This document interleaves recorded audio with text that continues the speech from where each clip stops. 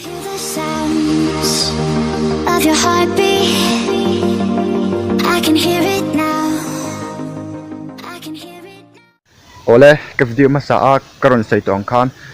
ram hoi jang turin ka chok le don khakatia hey tuna hian ram hnoya keima chawin ka oma solai so kan vakal na tu chunia chonin kan vakalanga engenge kan ve nanga ram hoi chu lo tak vet em ti te kan ve en don ni chon ti hian keima chawin ka kala kom rei don lawa chan chu ka hlau ve tho zep lo chuan a hla ve thin nia chu wang chuan ka video hi lo like la cái channel hi mình subscribe sak về đâu nia cần thanh tá lại hiện công khai lâu ama channel lại hiện tục về lâu ama cần volu tăng á chung về cần em thuốc nga cho nên cần chuẩn hoa cần ngậy đàn cần sấy lại đơn gì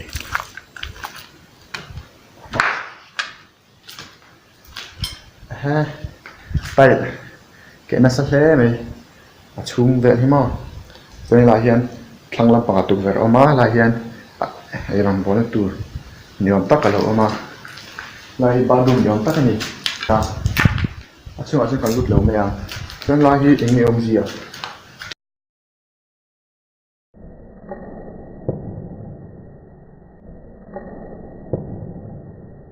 till November ni so pasari ni qua November ni qua anh lộc November có rất thiếu lắm chúng tay cái kẻ vết toa hay chúng dùng chân thì cho những đại ru và hạt các sợi khania cảm chịu hal đấy à là thế này thì chung ông khan anh em một hay aron vật đậu rồi à thì anh em mới đây mình cả tháo vào mình mắn sấy kiếm nào đây lại hiện anh lon chầu chín nga cần anh xin đó nè cái sáng cốc mày sáng khắp nuông cốc mày cho slide so đặc trưng là cần vào này in khan này ta cái câu tọt đông nó slide nào sao chơi chân chú hey tiếp video là na hiện là chú nga hẳn ổn đấy chú anh là ổn về lúc có mà đi chắc nghỉ lễ ngắt hay chú anh chú là vợ đội chi cái lâu nghỉ về bao cái mà hi video một năm diệp tour avan dream em ở bằng hiền làm quên không là ổn đâu đâu ạ câu chuyện này hay in hoàng quân cô chú cái cô bố mình nát đó sống ta cái này chung hành lũ mất bây giờ bị chuột ba con này ngắm là bóng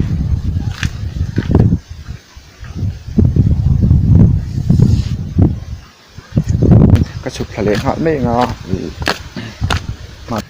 hay mi in hiền cầm nút lệ dốc đôi nhỉ đây lâu thế hô hey em mấy tuổi nó ngủ ôm ạ anh lâu viêu anh